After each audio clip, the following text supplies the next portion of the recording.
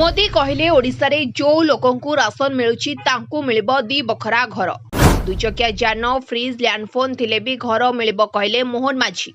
जानतु क्यों माने पाइबे घर कौन रही सबु नियम। ओडिशा लोकंकु घर बांटिबे बीजेपी सरकार हेला बोली बड़ घोषणा।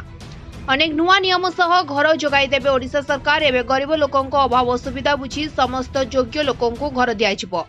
केही जणे भी एथिरु बाद पड़िबेनी बोली सरकार घोषणा करछन्ती। राज्य 24 तारिखटु प्रधानमंत्री आवास सर्वे कार्य आरंभ हेबो बोली पंचायत मंत्री रविनारायण नायक सूचना दैछन्ती। उभय ऑफलाइन और ऑनलाइन रे हिताधिकारी आवेदन करि परिबे।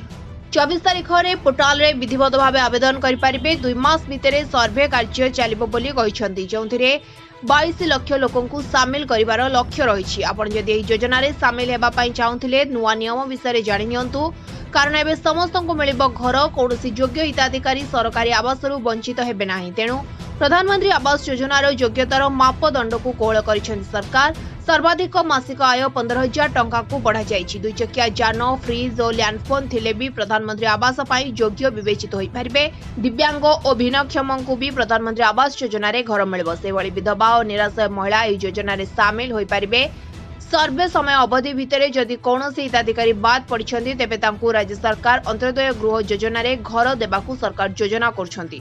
मोबाइल एप्लिकेशन आवास प्लस योजना रे सानी सर्वे करी हिताधिकारी को घर जोगाई देबे। एही प्रक्रिया मार्च 31 तारिख पर्यंत राज्यव्यापी जारी रहइबो। संसदीय शर्तावली आधार रे सानी सर्वे रे जो भली केही बाद न पड़िबे ताहाकू सुनिश्चित करबाकू कुआ जाय। राज्य सरकारनकर एसओपी को पालन करबाकू मध्य कुआ जायछि।